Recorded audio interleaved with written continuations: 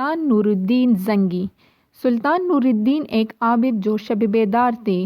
وہ ایک عظیم الشان سلطنت کے فرمان روا ہونے کے باوجود ایسے مرد درویش تھے کہ جس کی راتیں مسلح پر گزرتی تھی اور دن میدان جہاد میں۔ وہ عظمت و کردار کا ایک عظیم پیکر تھے جس نے اپنی نوک شمشیر سے تاریخ اسلام کا ایک روشن باب لکھا تھا۔ سلطان نور الدین زنگی رات کا بیشتر حصہ عبادات و مناجات میں گزارتے تھے۔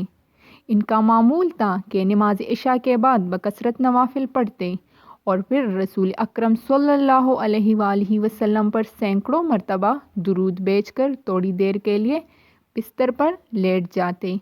چند ساعتوں کے بعد پھر نماز تہجد کے لیے اٹھ کھڑے ہوتے اور صبح تک نہایت خشوع و خضوع کے ساتھ عبادت میں مشغول رہتے تھے۔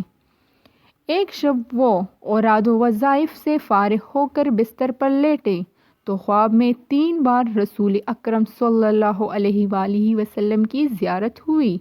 بعض روایتوں میں ہے کہ سلطان نور الدین زنگی نے متواتر 3 رات حضور صلی اللہ علیہ وآلہ وسلم کو خواب میں دیکھا۔ ہر مرتبہ 2 آدمیوں کی طرف اشارہ کرتے ہوئے حضور صلی اللہ علیہ وآلہ وسلم نے فرمایا، نور الدین، یہ آدمی مجھے ستا رہے ہیں، ان کے شرکاء کا استحصال کر۔ نور الدین یہ خواب دیکھ کر سخت مضطرب ہوئے، بار بار استغفار پڑھتے اور رو رو کر کہتے، میرے آقا صلی اللہ علیہ وآلہ وسلم و مولا کو میرے جیتے جی کوئی ستائے، یہ نہیں ہو سکتا۔ میری جان و مال، آل و اولاد سب آقائے مدنی پر نثار ہے۔ خدا اس دن کے لیے نور الدین کو زندہ نہ رکھے کہ حضور صلی اللہ علیہ وآلہ وسلم غلام کو یاد فرمائے اور وہ دمشق میں آرام سے بیٹھا رہے۔ سلطان نور الدین بے چین ہو گئے اور انہیں یقین ہو گیا کہ مدینہ منورہ میں ضرور کوئی ایسا ناشدنی واقعہ ہوا ہے جس سے سرور کونین کی روح اقدس کو تکلیف پہنچے۔ خواب سے بیدار ہوتے ہی انہوں نے آیان دولت کو ساتھ لیا اور منورہ کی طرف روانہ ہو گئے۔ اہل دمشق سلطان کے روانہ سفر ہونے سے بہت حیران ہوئے، لیکن کسی کو معلوم نہ تھا کہ اصل بات کیا ہے۔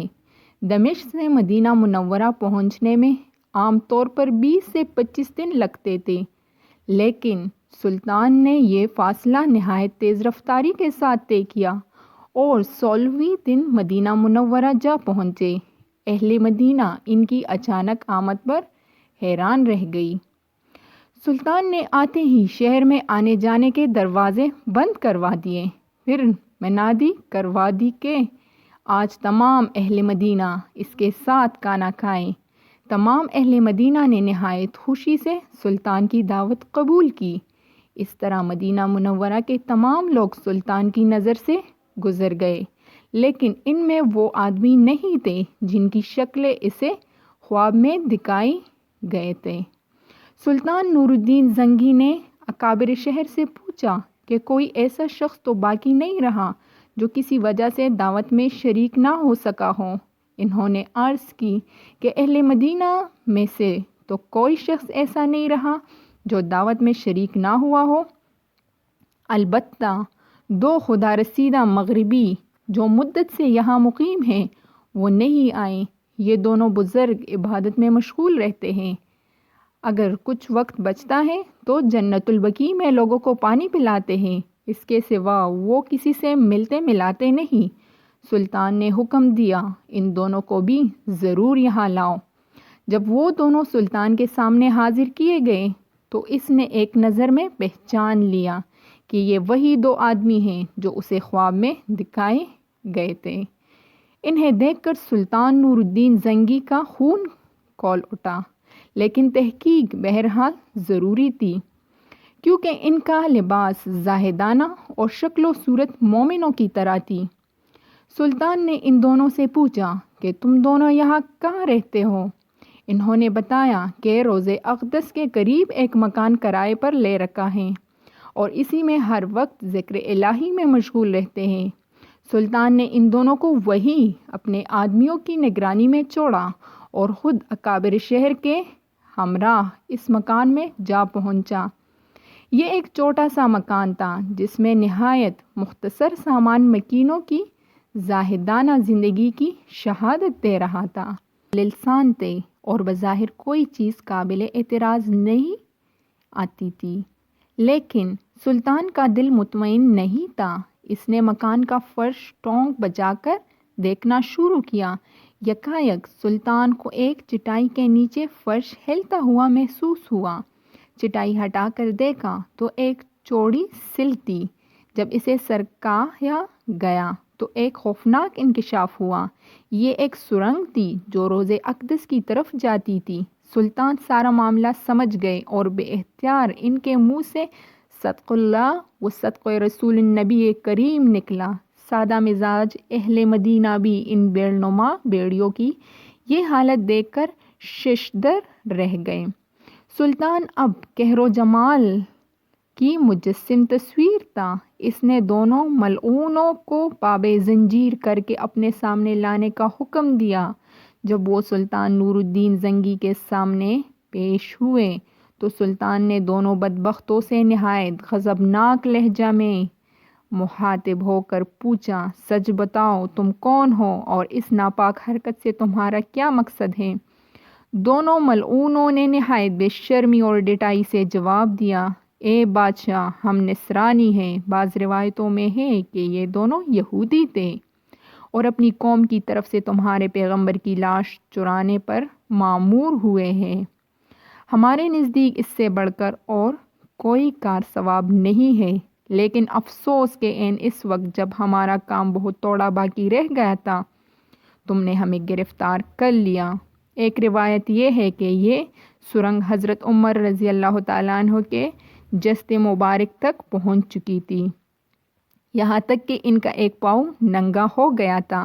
سلطان نے پیمانے صبر لبریز ہو گیا۔ اس نے تلوار کھینچ کر ان دونوں بدبختوں کی گردنیں اڑا دی اور ان کی لاشیں بھڑکتی ہوئی آگ کے لاؤ میں ڈلوا دی۔ یہ کام انجام دے کر سلطان پر رغبت طاری ہو گئی اور شدتی گریہ سے گگی بند گئی۔ وہ مدینہ منورہ کی گلیوں میں روتے ہوئے گھومتے اور کہتے تھے، زہ نصیب کہ اس خدمت کے لیے حضور صلی اللہ علیہ وسلم نے اس غلام کو چنا۔ جب ذرا قرار آیا تو سلطان نے حکم دیا کہ روضہ نبی صلی اللہ علیہ وسلم کے گرد ایک گہری خندق کھودی جائے اور اسے پگھلے ہوئے سیسے سے پاٹ دیا جائے۔ سلطان کے حکم کی تعمیل میں روضہ اطہر کے چاروں طرف اتنی گہری خندق کھودی گئی کہ زمین سے پانی نکل آیا۔ اس کے بعد اس میں پگھلا ہوا سیسا بھر دیا گیا تاکہ زمانہ کی دستبرد سے ہر طرح سے محفوظ رہے۔ یہ سیسے کی دیوار روضہ اقدس کے گرد آج بھی موجود ہے اور انشاءاللہ ابد تک قائم رہے گی۔ آج بھی اہل مدینہ سلطان نور الدین زنگی کا نام نہایت محبت اور احترام سے لیتے ہیں اور ان کا شمار ان نفوس قدسی میں کرتے ہیں جن پر سید البشر رسول اکرم صلی اللہ علیہ وسلم نے خود اعتماد کا اظہار فرمایا اور ان کے محب رسول ہونے کی تصدیق فرمائی اور یہ بلند رتبہ ملا۔ بحوالہ نور الدین محمود زنگی از طالب ہاشمی۔ اللہ کی محبت کی طرح اللہ کے نبی رسول اکرم صلی اللہ علیہ وسلم کی محبت بھی ایک عظیم دولت ہے۔ عشق رسالت جسے مل گیا وہ دنیا و آخرت میں کامیاب ہو گیا۔